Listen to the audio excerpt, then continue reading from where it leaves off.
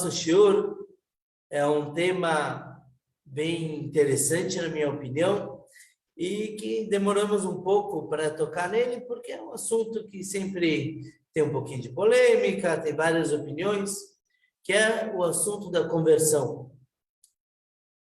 Na sinagoga sempre aparece gente que quer se converter, quer conhecer mais do judaísmo. Recentemente aqui na sinagoga o assunto vem bem mais à tona e realmente é fascinante todas as regras e diferenças que a gente tem nos tipos de conversão. Se conta que um casal estava há muitos anos tentando se converter para o judaísmo e finalmente o marido chega da sinagoga, fala que o tribunal vai receber eles, vão converter dali a uma semana. E aí a mulher bate na testa e fala: você está maluco? Daqui a 2 semanas é Pesach. Não podia deixar para converter depois de Pesach. Tem que limpar agora toda a casa, comprar todo o seder em uma semana. Estamos chegando em Shavuot, a festa Matan Torateinu, comemoramos o recebimento da Torá. E quando a gente observa a história de Shavuot, percebemos que Shavuot é a festa da conversão. É a festa que nos ensina como deve ser feita uma conversão, um giur, que é halachá, como uma pessoa se torna judia. Até Shavuot, até o recebimento da Torá, o povo judeu era nada mais do que uma tribo hebreia, vieram da terra de Canaã, mas eles não eram uma nação. Na realidade, eram 12 tribos, que se uniam, tinham algo em comum. Mas, realmente, quando eles receberam a Torá, aí sim se tornaram Am Israel, se tornaram o povo judeu. Foi o momento da conversão deles. Quando a gente vê a conversão, a primeira coisa que desponta é por que é tão difícil. Tiver pessoas tentando se aproximar para converter para Torá e Mitzvot, e vão para um rabino, o rabino já fala não, demora. Eu, quando estive no México, para fazer um seder de Pesach, eu conheci uma moça que o tribunal ficava em São Diego, se não me engano, por ali, e ela ia 3 horas da manhã, marcava uma entrevista com ela, 3 horas da manhã, ela chegava lá, não tinha um rabino.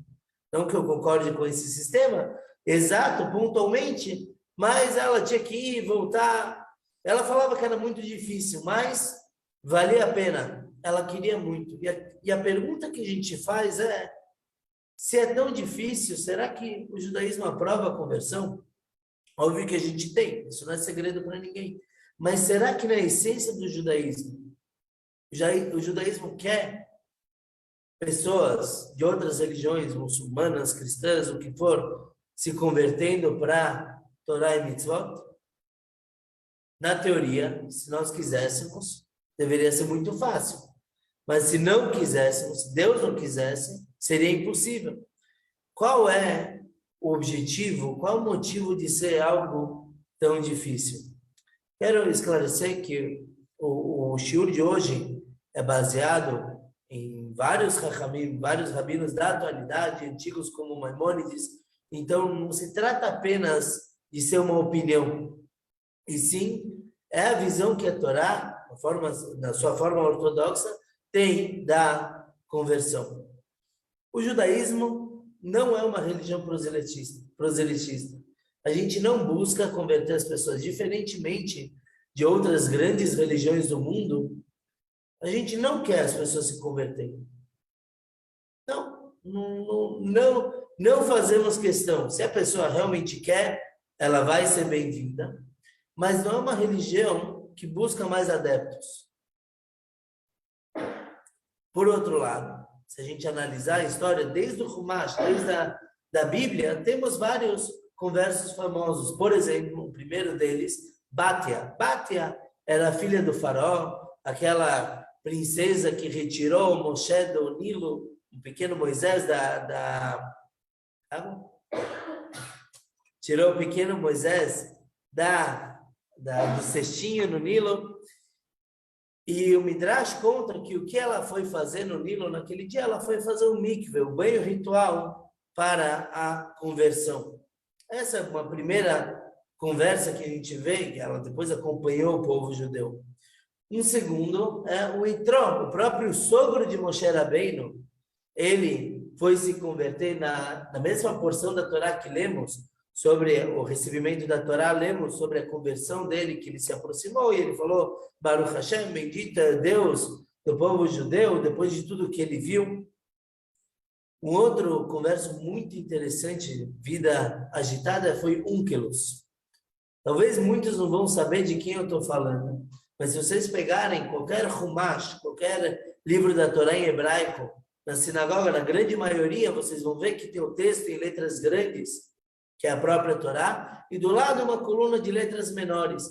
Esse é o Onkelos. O Onkelos, ele traduziu para o aramaico a Torá toda, e ele é tão importante que a lei exige que nós, toda semana, leiamos o que ele escreveu. Urashi, o maior comentarista da Torá, vira e mexe também traz palavras do Onkelos, e ele também era convertido. Ele era sobrinho do imperador da Roma, no momento me fugiu o nome do imperador, Adrianos, e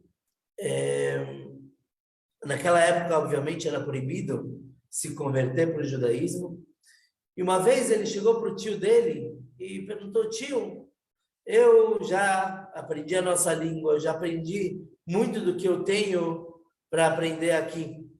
Então, eu quero viajar para conhecer o mundo. Que conselho o senhor me dá?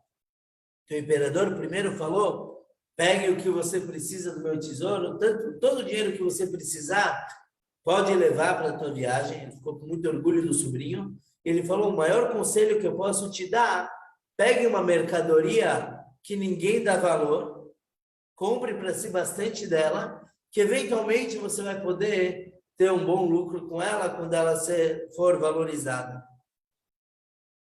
Esse Onkelos, ele já sabia do povo judeu, ele ficou muito curioso por que esse povo sofre tanto.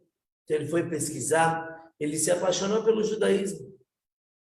Ele resolveu se converter. Tem uma história no Talmud que fala que ele consultou, através de necromancia, ele consultou 3 personalidades. O primeiro dele foi Titus, um general romano, e ele perguntou, que povo que é querido aí no céu? O Titus já tinha falecido.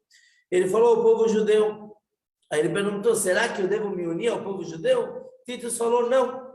Você deve, o contrário, você deve perseguir eles, e quanto mais você perseguir eles na terra, você vai ser querido na terra.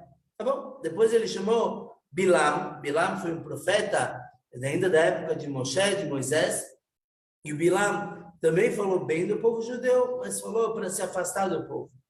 E depois ele chamou o conhecido Jesus, e ele perguntou para Jesus, o que tem o povo judeu, como que o povo judeu é visto nos céus? E Jesus falou, ele é visto, ele é a pupila dos olhos de Deus. E ele perguntou, eu devo me juntar a esse povo? E ele falou, sim, você deve aderir ao povo judeu, você deve se converter ao judaísmo. E assim, o Onkelos fez. Ele se converteu e, bom, ele não voltou para o palácio, não voltou para Roma. E aí o imperador começou a pesquisar, cadê meu sobrinho? Ele soube que ele se converteu, ele falou, imagina, está fazendo uma loucura. Ele mandou os soldados irem trazer o Onkelos. E aí o Onkelos convenceu eles de que era para ser judeu e eles se converteram ao judaísmo. Tem várias fontes que contam como que ele fez, que quando ele estava saindo, ele beijou a mezuzá, e aí os soldados perguntaram, por que você está beijando esse objeto?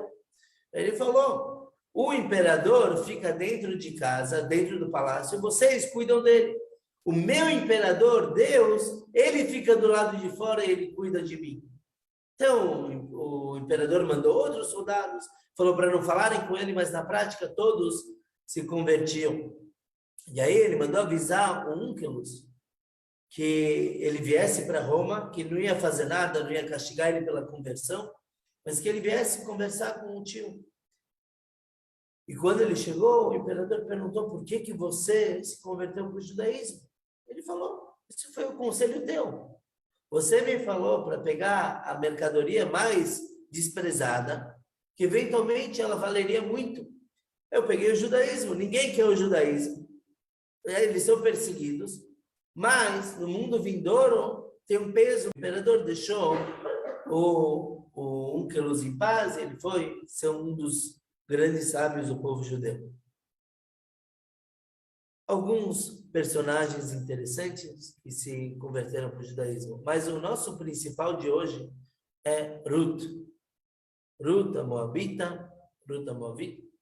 Ela é bisavó do rei Davi, e na festa de Shavuot, muitos costumam ler a Megilat Ruth, a história da Ruth, como lemos a Megilat Esther, a rainha Esther, lemos de Ruth também. Chabad não costuma ler oficialmente, todos juntos, a Megilat Ruth, mas também lemos, no decorrer da noite de Shavuot, lemos a história dela. E o que ela tem de tão especial? Por que lemos a história dela?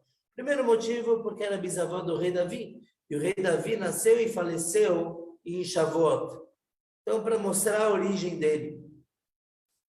Mas, o motivo principal é que de Ruth nós aprendemos o que é uma conversão perfeita. Ruth, ela era de outro povo.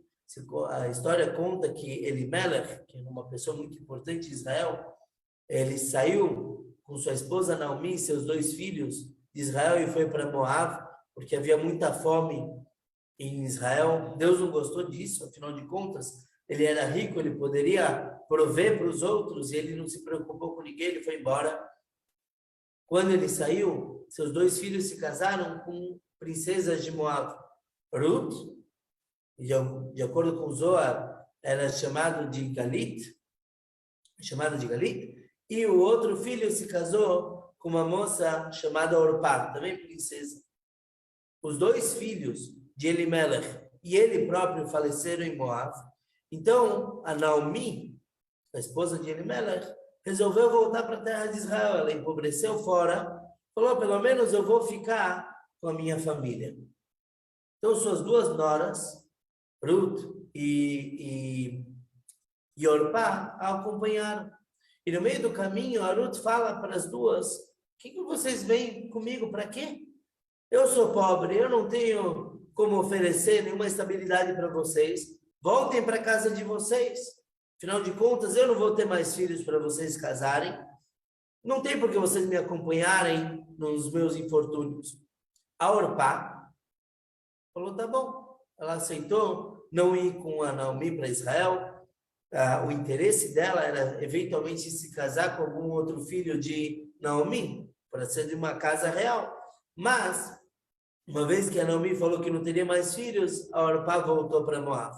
A Ruth não quis nem saber. Ela falou, eu vou te acompanhar. E a Megilá conta o diálogo entre elas, bonito, a dedicação que a Ruth tinha para Naomi. Ela deu um beijo, né? Ela falou, imagina, eu vou onde você for enterrada, eu vou ser enterrada. O teu Deus é meu Deus, o teu povo é meu povo.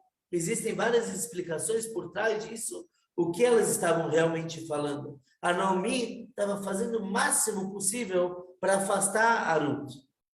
Ela falou, para quê? Minhas leis são complicadas, temos pena de morte, não vale a pena você me acompanhar. Mas a Ruth foi insistente e ela falou, não me importa, eu não quero luxo, eu não quero vida fácil, eu quero me unir ao Deus de Israel. Quando a Naomi viu que sua nora tinha tamanha dedicação, ela ficou quieta e elas foram juntas para Israel. A continuação da história a gente pode deixar para um outro shiur de como elas se adaptaram a Israel e como Ruth eventualmente se tornou a bisavó do nosso grande rei Davi. Nós vemos o que é a conversão. A conversão tem que ser o motivo pura e simplesmente para se juntar com Hashem, com Deus. A pessoa acredita que o judaísmo é verdadeiro e ele quer se unir ao nosso Deus em todas as suas formas, em todas as mitzvot. A gente já vai ver se é necessária realmente a conversão para isso. Mas o desejo de Ruth e de todas as pessoas que se convertem da forma original é sempre querer ter conexão total com Deus do máximo de formas possíveis. É interessante que Ruth, por que ela se chamava Ruth? Numerologicamente, Ruth, os valores de Resh, Vav e Tav, somam 606. 606, mais as 7 leis dos filhos de Noé, que a Ruth já cumpria antes de se converter. As 7 leis, tivemos um shiur alguns meses atrás sobre as 7 leis universais.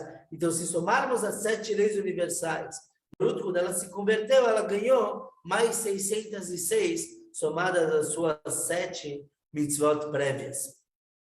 Então, por isso lemos a história de Ruth, Megillat Ruth, na festividade de Shavuot, para lembrar o que é conversão. Porque realmente o que aconteceu em Shavuot foi uma grande conversão. E por isso, quais são as leis para a conversão? O interesse na conversão aprendemos de Ruth.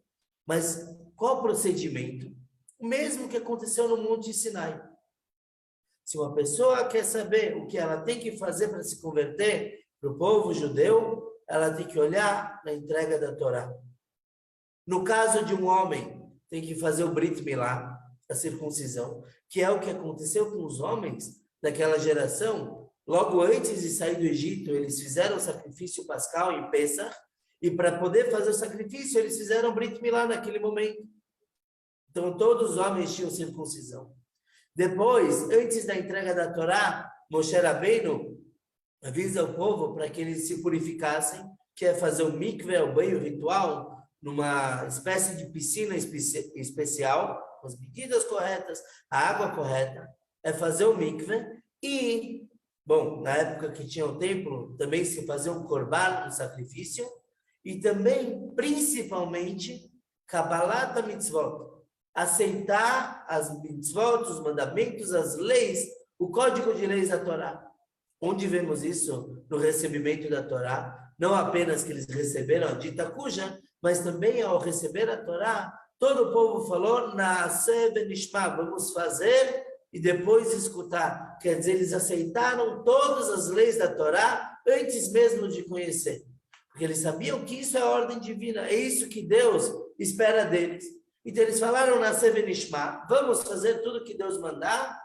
E isso é Kabbalat mitzvot, isso é receber toda a Torá, não o que eu quero da Torá, o que eu gosto da Torá. Não é que nem uma torta que eu posso comer só a beirada ou só o meio. Receber toda a Torá. Isso é o que aconteceu no Monte Sinai. Por isso que o povo judeu se converteu. Porque aceitou o manual de Deus puro, inteiro, completo. Essa é a parte fundamental. E aí, quando isso aconteceu, a Torá conta que vieram anjos, colocaram coroas no povo. Isso representa a alma entrando no judeu. Peraí, não estou falando que no judeu não tem alma. Todos têm alma divina, inclusive. Mas a forma de serviço de um judeu e de um não-judeu, ambos são importantes para Deus e cada um precisa de uma configuração diferente. Eu posso ter um carro, esse exemplo que o rabino de Israel, Zaguri de Belém, ele trouxe, eu posso ter um carro com força, ou posso ter um carro rápido. Geralmente, a gente fabrica carros diferentes. Eu posso ter uma Ferrari e um caminhão. O caminhão tem muita força e a Ferrari tem muita velocidade. Tem o judeu e tem o não-judeu. Os dois são igualmente importantes para o mundo, para o serviço a Deus, para trazer Mashiach. Os dois têm que participar, é uma coparticipação. Só que um age de um jeito, um precisa de 613 mitzvot para conquistar seu objetivo, e outro precisa de 7. E eu não vou falar só 7, não é só 7, são importantes. Um age com 7, outro com 613. E o que está escrito na Torá, que o povo judeu é uma luz para as nações, é exatamente isso, é ensinar todas as nações do mundo como cumprir as 7 mitzvot universais. Não é questão de maior ou menor melhor ou pior. Não tem nada a ver com isso. Agora, se o judeu ele age com 613 mitzvot, ele tem mais formas de agir, por que é tão difícil a conversão? Por que fazem o pretendente sofrer tanto? De novo, é só olhar na história de Ruth. A sogra dela, não me falando, não vem, é difícil. Geralmente, quando uma pessoa vem e requer, ele pede para se converter, os rabinos falam não, enrolam a pessoa, não abrem o e-mail da pessoa, deixa. Não é tão fácil. Por quê? Porque, em primeiro lugar, temos que ter certeza que não tem um interesse. A moça não está se convertendo porque ela quer casar com um judeu. Ou o judeu, o homem não está se convertendo porque ele quer ter um network e ficar rico. Não é para isso. Conversão tem que ser pura e simplesmente porque quer ter mais formas de se aproximar de Deus. Tem 7 formas que não são fáceis, os 7 mitzvot universais, parecem simples, mas não são de forma alguma. Tanto que tem que ser ensinado e revisado constantemente para ver se a pessoa está realmente fazendo. E o outro tem 613. E a pessoa que quer se converter quer fazer de 613 formas. Interessante mencionar o que uma criança faz. Às vezes uma criança também se converte. Uma família que está se convertendo e a criança é pequena, ou uma família que adotou uma criança, um casal judeu que adotou uma criança não judia, inclusive se diz que é preferível a adoção dessa forma, adotar uma criança não judia e eles convertem ela. Como que funciona? Então também se faz o Brit Milá, se faz o mikveh, e quando a criança alcança a maioridade, que as meninas com 12 anos, os meninos com 13 anos, se perguntam se eles querem continuar judeus. Porque, de certa forma, isso foi forçado neles. Ninguém perguntou quando ele tinha 5 ou 10 anos. Então, isso foi meio forçado. Então, se pergunta para ele, você, menino, menina, você quer continuar no povo judeu? Se ele fala que sim, ele ou ela falam que sim, são judeus, não precisa fazer mais nada. Se ele diz que não, elas vão ter, pode seguir teu caminho, cumpra 7 leis universais e está muito bem. Para conversão, tem alguns requisitos. Fora que falamos de Brit Milá e Mikveh, tem algumas coisas que quando a pessoa vem para se converter, ela tem que apresentar para o tribunal. O tribunal vai testar, ela vai ver se ela sabe realmente as leis. Porque, afinal de contas, se você está entrando num povo, não é oba-oba, não é para poder se fantasiar no Purim e beber em Simchat Torah, não é isso. A pessoa vem abraçando um código de leis, então ela tem que estudar muito para mostrar que ela sabe tudo que ela precisa fazer. Também, geralmente, a pessoa tem que ter um tutor, quer dizer, algum rabino que vai ensinar ela, vai guiar ela, porque é um caminho muito árduo, é muito difícil. Imagina quantos livros de leis nós não temos, e a pessoa tem que saber como se comportar no Shabat, todos os contratempos que podem aparecer no Shabat. Eu tenho que estudar, tem que ter um tutor, tem que morar perto de uma comunidade. Por quê? Porque o judaísmo não se mantém sozinho. Não que a pessoa não, ela realmente quer se aproximar de Deus, ela quer fazer tudo o que Deus quer que ela faça, como um judia. Mas um judeu tem que ter comunidade. Por quê? Tanto porque muitos preceitos só se cumprem numa sinagoga, no Minyan, no Lei Torá, isso fortalece a pessoa. Também ela vai se envolver com mais judeus, e aí ela vai ser convidada para um Shabat na casa de um, para uma festa na casa do outro, ou como na nossa sinagoga, na casa do rabino. Mas por quê? Porque isso vai trazer a vivência que é necessária para a pessoa se converter. Então, geralmente, se uma pessoa chega lá no tribunal, um tribunal sério, e fala que quer se converter, mas mora no fim do mundo, onde não tem uma loja de comida kasher, o tribunal vai falar, não é o momento agora. A gente vê na prática como pessoas que querem se converter mudam de estado tudo para poder estar numa comunidade, para poder realmente preencher esse requisito. Puxa, Rabino, mas você está sendo muito rigoroso. E não é assim. Se alguém quer se tornar brasileiro, um americano vem e ele quer ser brasileiro. Não basta ele falar português. Na verdade, ele nem precisa falar português. Mas ser brasileiro não é saber sambar, comer feijoada, torcer para o Brasil na Copa e falar português. Mesmo porque dessas 4 coisas eu faço 2. Português e feijoada quando faz aqui. Certo? Não é isso. Ser brasileiro é você adotar o Código de Leis do Brasil, você conhecer as leis, saber que não são iguais de outros países. Então, se a gente fala agora de religião, que é uma questão de alma, muito mais. Isso é muito mais forte. E não é apenas a pessoa se sentir judia. O que é louvável? Muitas vezes as pessoas falam, eu não sou, mas eu me sinto. O que quer dizer se sentir judia? Quer dizer que a pessoa se identifica com a moral do povo judeu, com a nossa forma de pensar. E não tem nenhum problema nisso. Pelo contrário, a gente divulga isso porque é no que acreditamos. Mas não quer dizer que esse sentimento faz a pessoa se tornar judia. Como o Rabino Shimshon escreve no livro dele, que a pessoa que se converte apenas por sentimento, por gostar, não é aceita. Porque não é para isso que serve o judaísmo. Não é um vestido. Passou na loja, gostei do vestido, vou usar. Porque amanhã isso muda. Ouvi um rabino contando que tinha um jogador de basquete famoso em Israel, são mais ou menos 30 anos atrás, que ele se converteu para o judaísmo.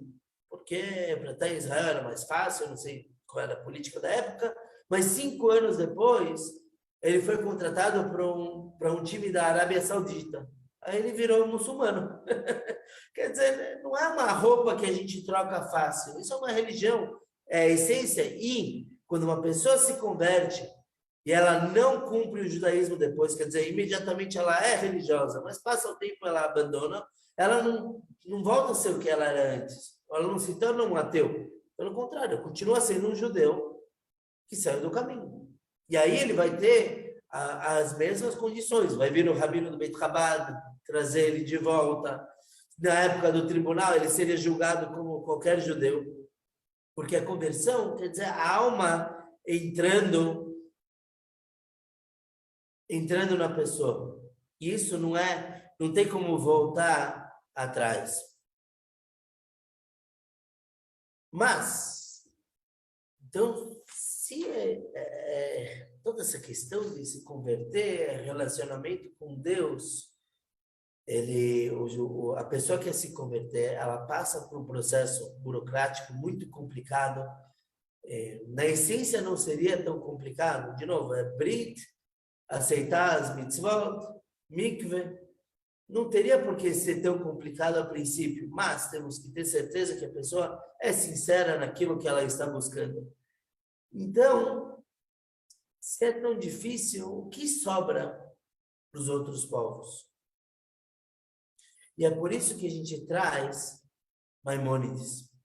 Maimônides, ele fala que se um não-judeu ele cumpre as 7 mitzvot mencionadas, ele tem paraíso. Ele não precisa se converter. Então, essa é uma outra razão por que é tão difícil. Por que os rabinos, quando alguém chega falando que quer se converter, os rabinos falam, não precisa. Não é que eu não acredito no judaísmo, pelo amor de Deus, é o que eu faço todo dia. Mas por que eu falo para a pessoa não? Eu sempre indico para o movimento Bnei Noach. Por quê? Porque a perfeição a pessoa consegue alcançar daquela forma. Não precisa ser judeu para ser perfeito. Não precisa ser judeu para ter paraíso. No mundo, se a pessoa está preocupada com o que acontece depois desse mundo físico. Não precisa. Não precisa ser judeu para trazer Mashiach.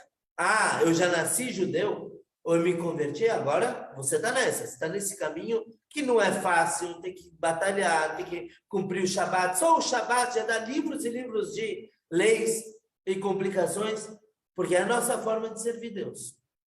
Mas se a pessoa quer se unir a Deus, ele pode abraçar o judaísmo de Bnei Noach, que também é judaísmo. É o judaísmo para as nações. Ele não precisa ser judeu para ter o judaísmo com ele. Pelo contrário, diferentemente de outras religiões que falam, não, se você não se tornar da minha religião, você é um infiel, você vai para o purgatório, você vai para o inferno, para todas as expressões usadas, o judeu fala que não, seja apenas um bom goi. O que quer dizer ser um bom goi? Acreditar em Deus, não blasfemar, não comer parte de um animal vivo, não ser cruel com animais, manter os relacionamentos maritais corretos, ter um tribunal. Eu acho que eu estou pulando duas. Bom, temos um shiur aí no YouTube para quem quiser ver as outras, mas se a pessoa cumpre essas 7 mitzvot, não o judeu tem que cumprir muito mais, não tem como fugir disso.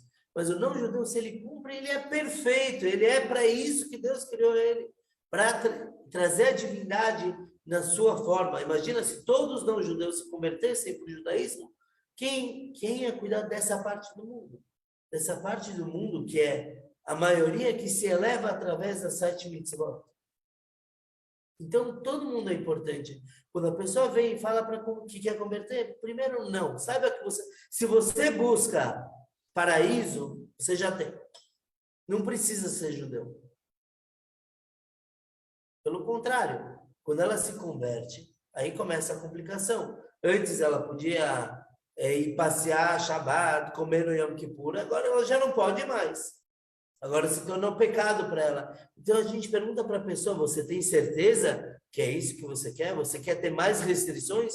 E quando ela fala que sim, quando ela aceita, ela entende que ela vai fazer parte de um povo que é perseguido em todas as gerações.